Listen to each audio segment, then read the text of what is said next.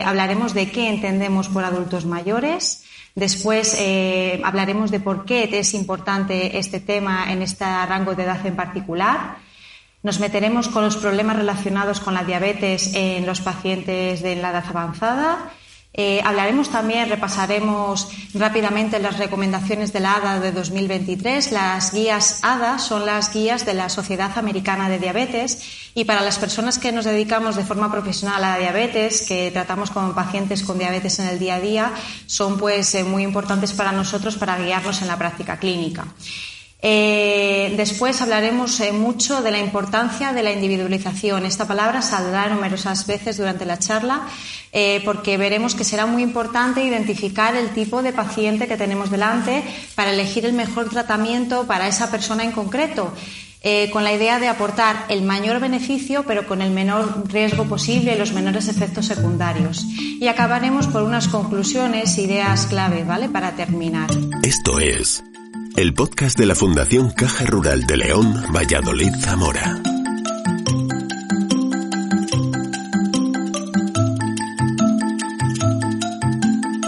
Escucha la carta, las conferencias, la voz de los premiados, el argumento del autor.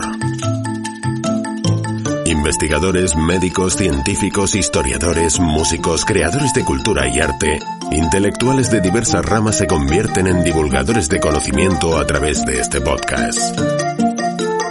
Bienvenido.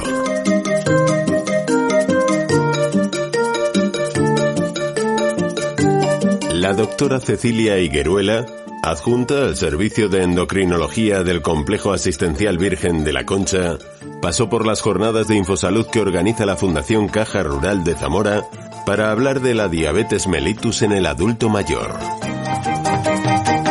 ¿Qué entendemos por adultos mayores? Pues bueno, esto es un término que varía de un país a otro, va cambiando según factores socioculturales, institucionalizados, económicos y políticos, pero en nuestro país, en España, se considera que un adulto es mayor a partir de los 65 años. Cuando hablamos en medicina también es una edad más o menos que ponemos el corte ahí.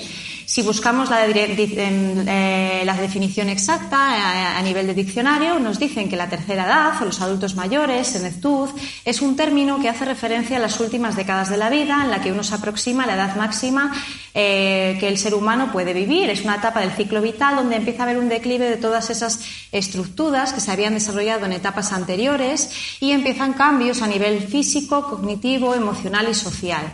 Pero recalca mucho que la edad de inicio no se encuentra establecida específicamente, puesto que no todos los individuos envejecen de la misma forma. Y esto es lo que haremos hoy especial hincapié.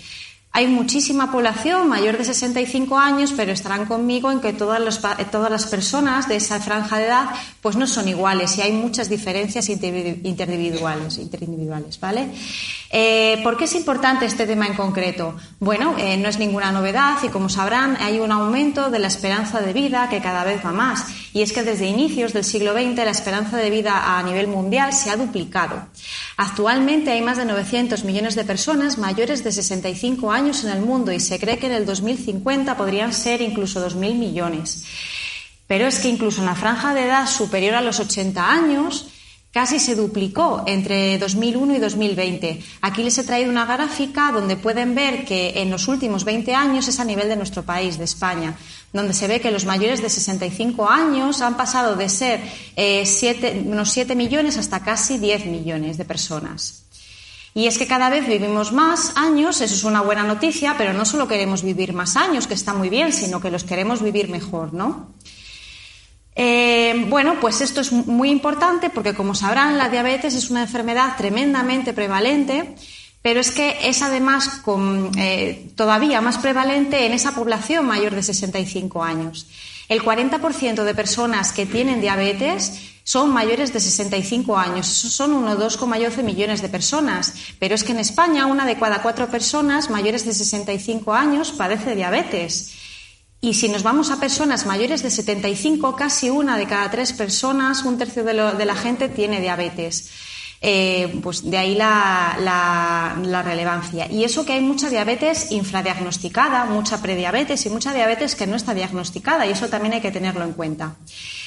Si vivimos más años, porque la esperanza de vida es mayor, cada vez tendremos que convivir más tiempo también con esa diabetes. Entonces, cada vez tendremos que realizar un esfuerzo mayor durante más tiempo para mantener ese buen control, porque si todo va bien nos quedan muchos años de vida y así poder evitar las complicaciones que aparecen de la diabetes a largo plazo, que es en lo que, pues dedicamos nuestros esfuerzos, ¿no?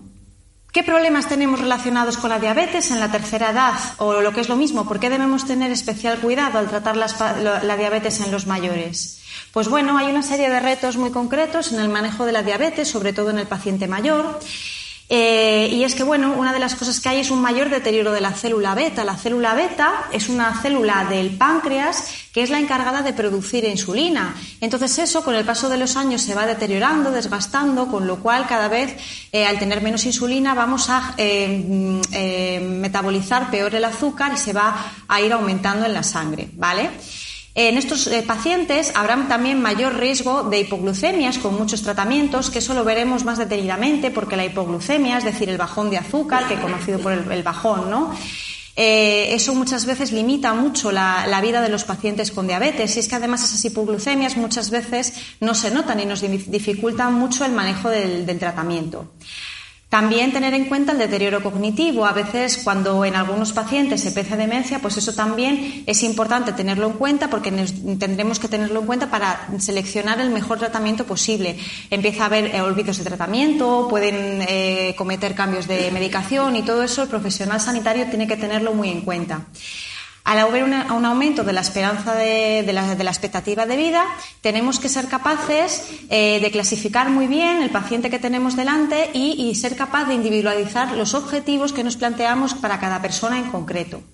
Tener en cuenta también que hay personas que están aisladas y faltas de cuidados. No todo el mundo tiene alguien que se pueda hacer cargo también de esos cuidados. Entonces, habrá que tenerlo en cuenta. Y también la polifarmacia. Cada vez las personas están más medicadas y eso también es una cosa que dificulta mucho la labor. En definitiva, el cuidado es complicado por la heterogeneidad de estas personas, tanto clínica, cognitiva como funcional. Y es que con el paso de los años no solo tenemos diabetes, sino que tenemos más prevalencia también de otras enfermedades. Como verán aquí, hasta un 80% de personas con diabetes también tienen hipertensión, pero es que hasta el 60% también tienen colesterol alto y hasta el 24% hipertrigliceridemia y también enfermedad renal, cardiopatía isquémica, problemas cardíacos, depresión. Es importante individualizar los objetivos de control según la situación del paciente porque, claro, nosotros queremos dar la mejor atención posible con el mejor tratamiento que exista, pero sin producir efectos adversos. Entonces ha habido muchos intentos en intentar clasificar, ¿no?, esta población que es tan heterogénea, mayor de 65 años, pero que incluso acotando las franjas de edad no son para nada ni parecidos. Entonces, a grandes rasgos, podemos dividir esos ancianos o pacientes mayores sanos. Son aquellos que tienen un buen estado funcional, cognitivo, que tienen una baja carga de comorbilidad, es que tienen muy pocas enfermedades asociadas o ninguna, y eso se traduce en que tendrán una expectativa de vida muy amplia y muy buena calidad de vida, ¿no? Después tenemos aquellos pacientes que son más frágiles, que comienzan con cierta discapacidad, empiezan con ciertos deterioros a nivel cognitivo, demencia, en los que a lo mejor la expectativa de vida es un poquito más limitada, con lo cual el objetivo de control no seremos tan intensos con ellos, sino que habrá que ser un poquito más laxos. Y en el otro extremo tendríamos los pacientes paliativos o terminales, con lo cual en estos pacientes lo que se trata es tener las mejores medidas de confort posibles, no siendo nada estrictos con el tratamiento, porque podemos causar más daño que beneficio, ¿vale? Otra de las cosas que nos preguntamos es cómo saber si un paciente mayor es frágil. Generalmente nada más entrar en la consulta o cuando se relacionan con alguna persona enseguida ven si es una persona frágil o no, ¿no? Lo vemos en la forma de relacionarse, de hablar, de entrar en los sitios, en la consulta, cómo se sienta en una silla, cómo se levanta, pero igualmente también se han establecido escalas como esta que les traigo aquí, donde podemos dar una puntuación objetiva a los profesionales sanitarios para saber si nuestro paciente tiene fragilidad y qué grado de fragilidad tiene.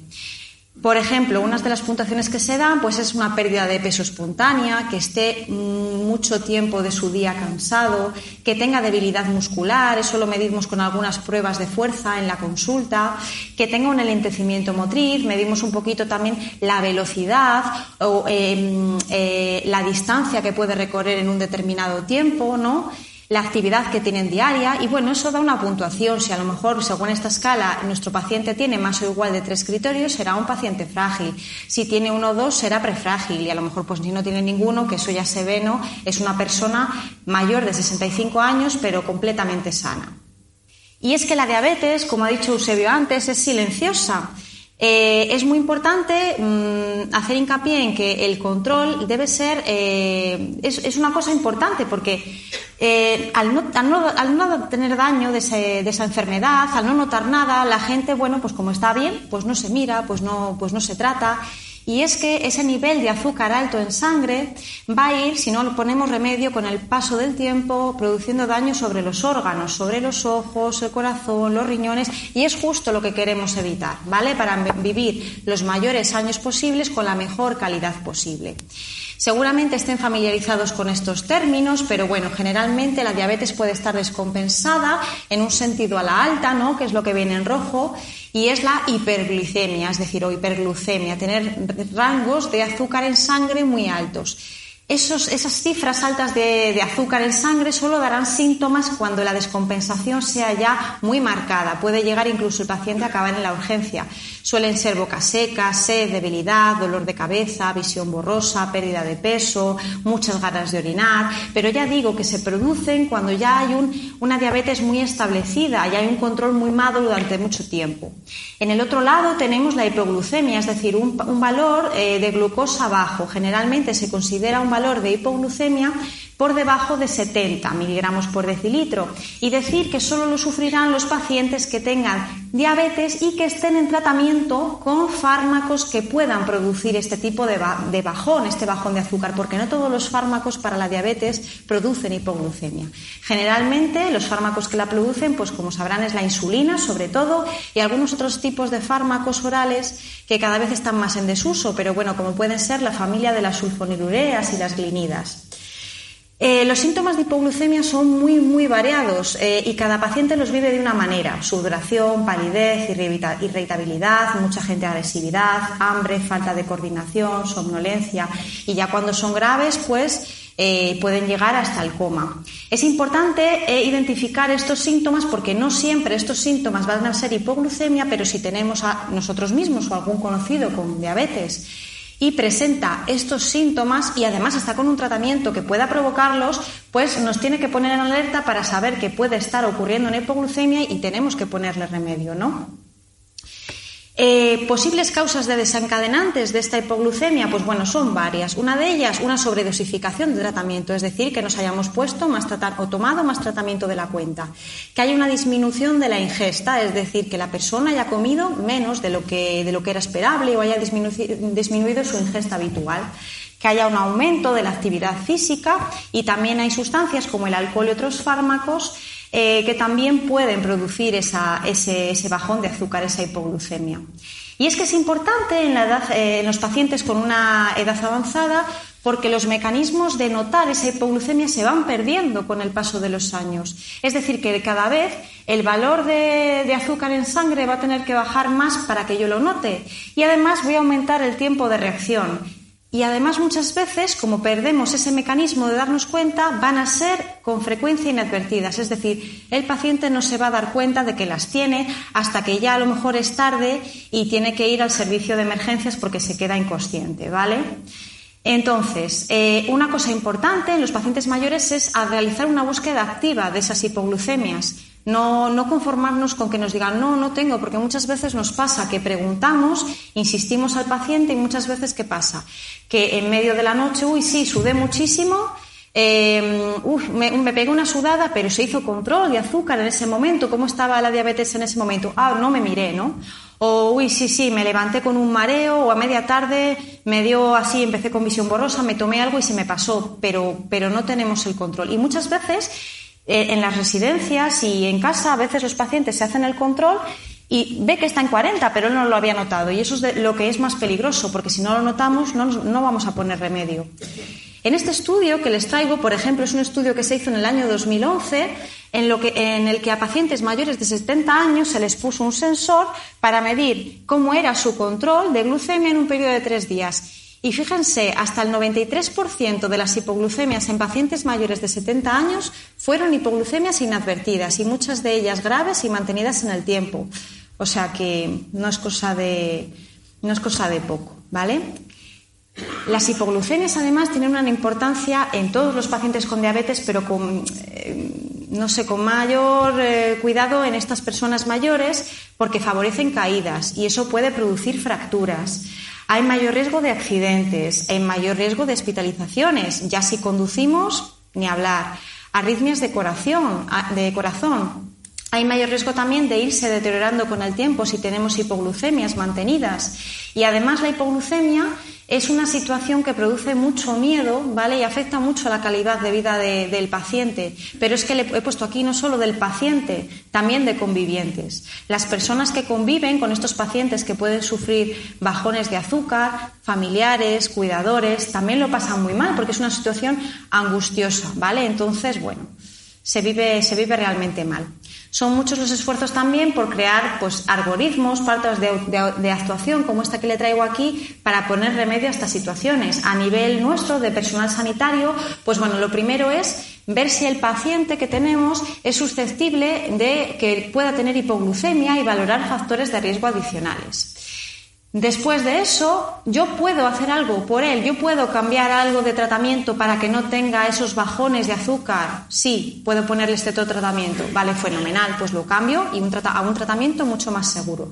Que no puedo, porque muchas veces no puedo, porque hay insulina que no se puede quitar o otros medicamentos y no es posible. Pues bueno, es importantísimo, que nosotros somos muy pesados con esto, la educación terapéutica, la educación diabetológica, ¿vale?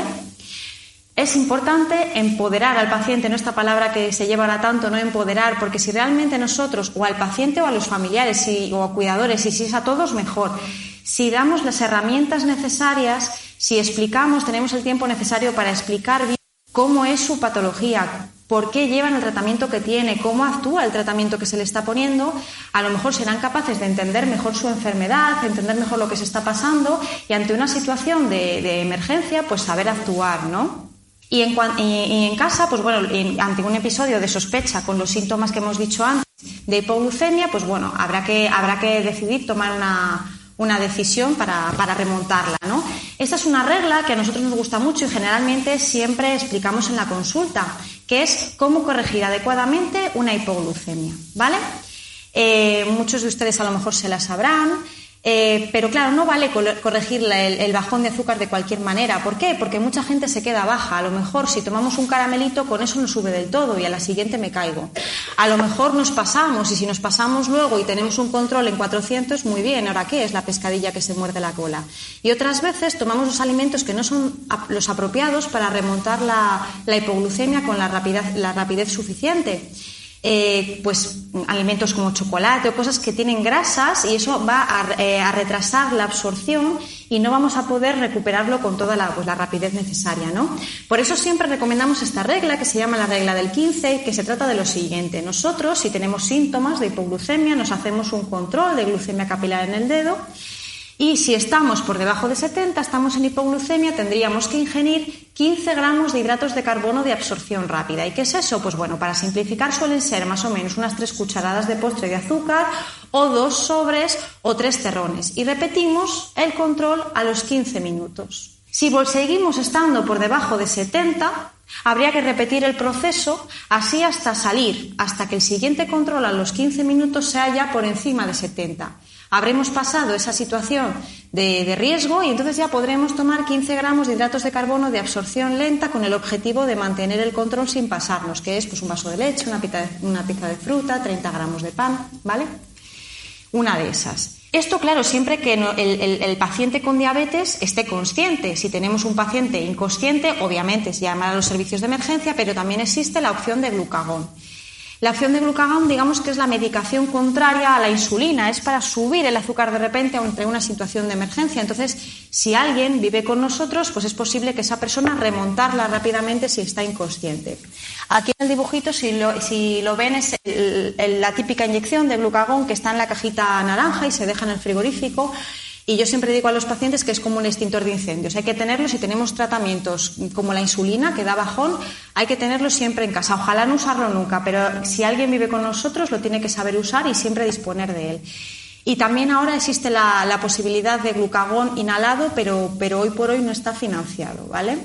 Para terminar un poquito, quería compartir con ustedes las recomendaciones de la ADA de 2023. Como les he dicho, la ADA es la guía de la americana de diabetes en la cual nosotros nos basamos mucho porque todos los años da una serie de recomendaciones que nos ayudan mucho. Y bueno, esta está recién sacada del horno porque todos los años sale en enero. Esta es la de enero de 2023, que bueno, todavía no está traducida, pero fíjense que dedica ya un capítulo de todos especialmente al paciente mayor, ¿vale? Y bueno, la primera consideración dice que no tenemos solo que fijarnos, ¿no?, en el control glucémico, sino que hay que valorar a la persona con todo su ambiente de alrededor. Es decir, no solo fijarnos en el aspecto médico, hay aspectos psicológicos, funcionales, de autocontrol y capacidades y también sociales. Y eso lo que hace es nos permite determinar objetivos y abordajes terapéuticos en el manejo de esa diabetes.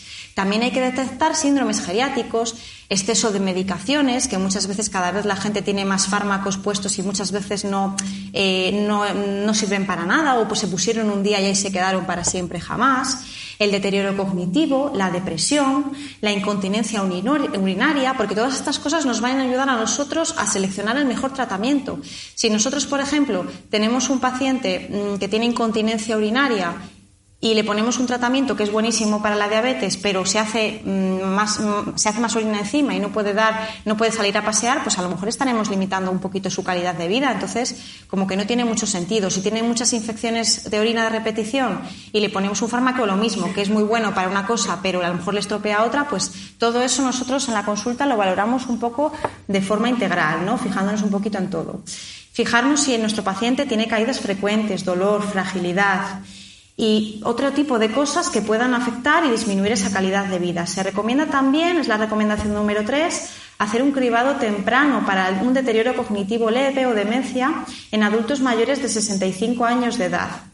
Esto es importante pues por lo mismo, porque yo puedo poner el mejor tratamiento que se me ocurra para mi paciente con diabetes, pero si estamos empezando con un deterioro cognitivo importante y nadie se va a hacer cargo bien de ese tratamiento y el paciente es el primer responsable de esa medicación, pues a lo mejor no se acuerda si hace omisiones de tratamiento, no se pone el tratamiento que le tocaba, o lo que es peor, piensa que no se lo ha puesto y se lo pone o se lo toma 2 veces, ¿no? Y eso hay que tenerlo muy en cuenta. La número 4, debido a que los adultos mayores con diabetes tienen un mayor riesgo de hipoglucemia que los adultos más jóvenes, lo que hemos hablado antes, ¿no? Los episodios de hipoglucemia es importante para que deben identificarse y abordarse en las visitas de rutina. Fíjense que esto se lo traigo en rojo porque esto es nuevo de las recomendaciones de este año, y es que cada vez se da más importancia a las nuevas tecnologías. El año pasado, ya en los pacientes con diabetes tipo 1, la diabetes tipo 1 ya saben que es un poquito especial porque es la diabetes autoinmune, es la diabetes que generalmente es más la que dicen de los niños, ¿no?, porque generalmente se diagnostica en edades jóvenes, aunque también puede haber pacientes mayores con ella diagnosticados. Es menos frecuente, pero también existen. En ellos se recomendaba pensar en ya un sistema de monitorización de glucosa. Pero es que ya este año lo recomiendan sí o sí porque parece que aumenta bastante la calidad de vida de estos pacientes. Y ya este año traen que los pacientes con diabetes tipo 2, que sabemos que son los pacientes que de inicio, pues bueno, es muy dependiente la dieta, la actividad física, se pueden manejar generalmente, salvo un control muy malo, con antidiabéticos orales. Sí que es verdad que hay pacientes que cuando ya llevan muchos años de diabetes, es lo que hemos hablado antes, esas células que producen insulina del páncreas a veces se agotan y cuando llevamos ya mucho tiempo, pues no nos queda otra que empezar con insulina. Entonces, en esos pacientes tipo 2, pero que el tratamiento por cómo ha ido la evolución de esa enfermedad han tenido que necesitar al final varias dosis de insulina, es decir, que el tratamiento se ha acabado pareciendo a la diabetes tipo 1, también ya recomienda pensar en una monitorización continua que pueda mejorar la calidad de vida de estos pacientes con objetivo de mejorar esos resultados de glucemia y disminuir la variabilidad de la glucosa. Y para pacientes mayores con tipo 1, pues también cada día, por suerte, para los pacientes con diabetes y para nosotros también la tecnología avanza más, entonces cada vez hay más cosas nuevas. Sistemas avanzados de administración de insulina, bolígrafos de administración de insulina inteligentes, en fin. Estas son las recomendaciones, pero claro, luego tenemos otras cosas, por ejemplo, las limitaciones de financiación, que eso de momento existe, entonces de momento no es para todo el mundo, pero llegará el día.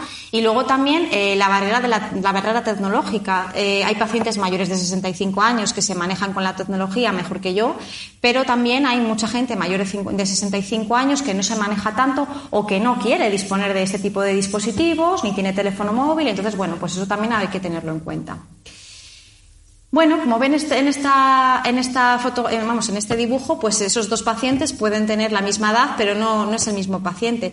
También es muy importante no solo identificar el paciente y ya dejarlo catalogado, sino que una situación del paciente puede cambiar en el tiempo. Es decir, una persona con diabetes que está activa, que es vigorosa, en algún momento puntual, pues puede ir pasando a ser una persona un poco más frágil, ¿no? Y al revés, a lo mejor un paciente que teníamos sanísimo, de repente, pues yo que sé, le han hecho una cirugía y pasa una situación de fragilidad, pero luego se acaba recuperando y vuelve a la situación de adulto mayor sano y fuerte, ¿no? Entonces, por eso no es importante conformarse con una sola evaluación, sino que la evaluación hay que realizarla de nuevo y adaptarla a lo largo del tiempo.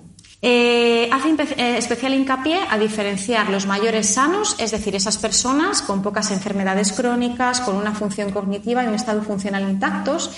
En esas personas, como hemos dicho, les quedan muchos años de vida que, si todo va bien, van a vivir muy bien, con lo cual hay que ser intensos con el tratamiento. Hay que dar el mejor tratamiento posible para conseguir el mejor control posible y pensar en nuevos fármacos, como los nuevos grupos de fármacos para la diabetes tipo 2, que han además demostrado beneficios a nivel cardiovascular, ¿no? A nivel cerebral, de corazón, de riñón.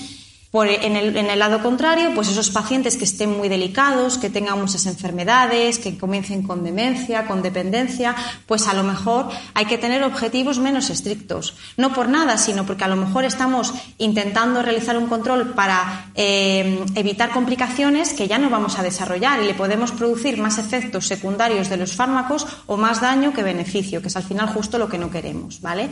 Los objetivos glucémicos para algunos adultos mayores pueden ser razonablemente más laxos como parte de la atención individualizada, pero sí que es verdad que dice que la hiperglucemia que conduce a síntomas, es decir, tener el azúcar en sangre altísimo, sí que hay que evitarlo. Es decir, aunque tengamos objetivos más laxos, no podemos consentir controles tan extremos, ¿no?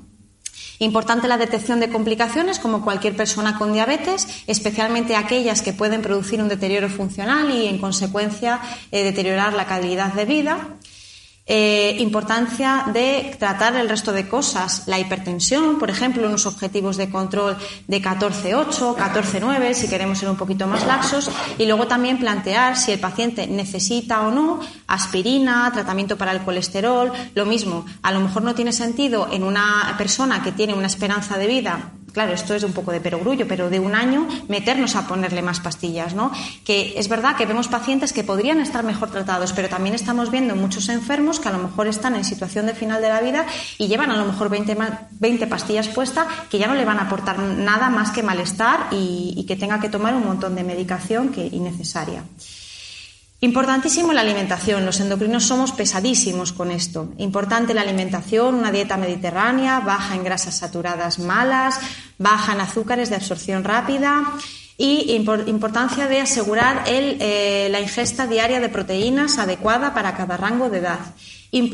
Mucha importancia del ejercicio regular. toda la vida activa que podamos, pero concretamente si podemos meter ejercicio aeróbico, que es caminar, pasear, pero correr, bicicleta, pero también da mucha importancia en las guías y cada vez se ve que es más importante el ejercicio de carga o resistencia, es decir, el ejercicio de pesas, el ejercicio de hacer masa muscular, porque se ven muchos beneficios, siempre y cuando la condición del paciente lo permita realizar de una forma segura, por supuesto.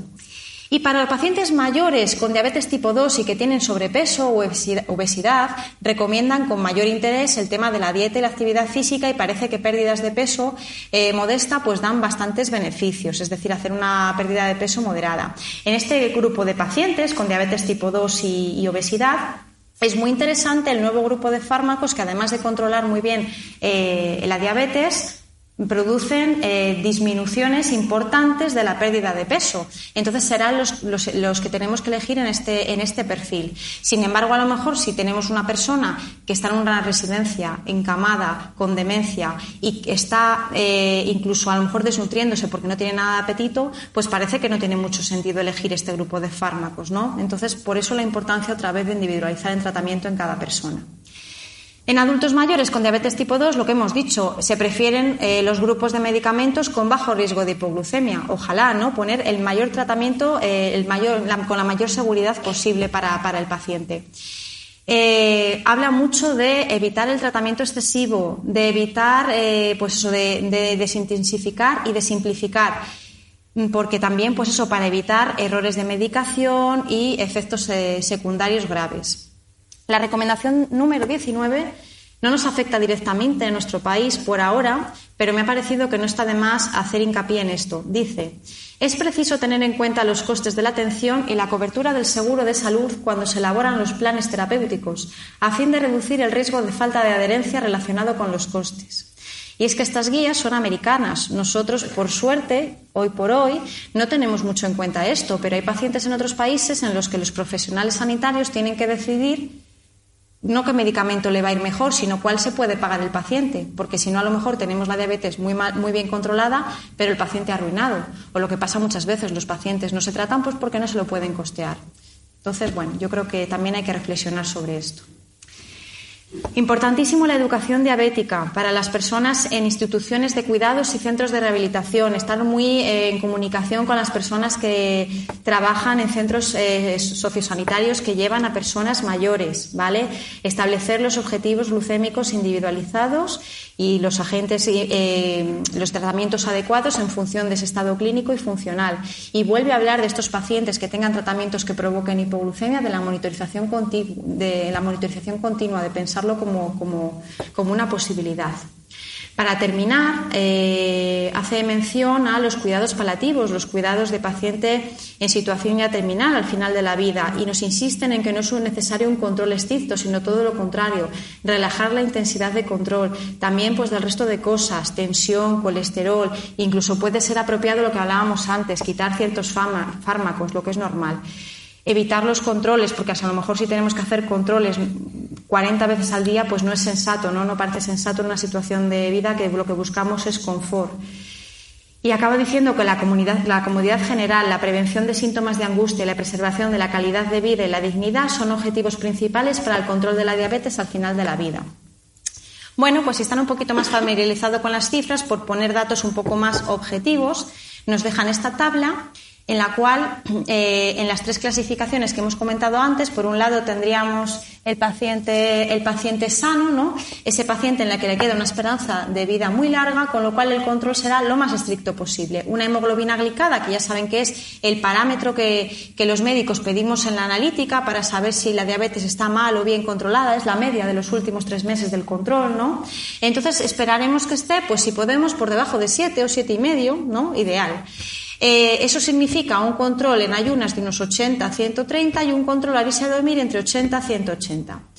Si por el contrario tenemos una persona ya un poquito más frágil, con enfermedades asociadas, con un poquito de deterioro cognitivo, pues bueno, algo intermedio. Aunque yo siempre digo que con los nuevos fármacos que tenemos ahora realmente tenemos que intentar el mejor control que podamos conseguir sin hipoglucemias, que es lo que nos limita, ¿vale?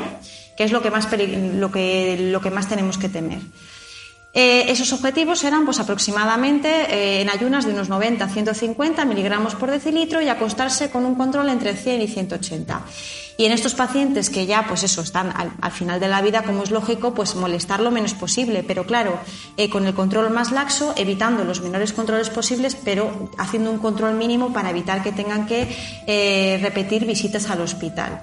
Y unas conclusiones, ideas para terminar, pues bueno, ya las hemos dicho durante la charla, pero la importancia de individualizar el objetivo de control en los pacientes con diabetes adaptado a las diferentes etapas de la vida y estados de salud, es decir, no es estático, hay que reevaluar en cada momento de la vida y, por supuesto, intensificar el tratamiento en pacientes mayores sanos, esos pacientes que están fenomenal, tienen muchos años pero están fenomenal, la esperanza de vida cada vez va a más, entonces nos quedan muchos años muy buenos por vivir, con lo cual tendremos que poner un tratamiento intensivo y que le permita eso, no desarrollar complicaciones o si las desarrollan que sea lo más tarde posible. Y por el otro lado, evitar sobretratamiento, tratamientos innecesarios y fármacos que puedan resultar contraproducentes en esos pacientes mayores que tienen una fragilidad importante. Y hasta aquí lo que le quería contar hoy, así que nada, agradeceros la atención y la asistencia.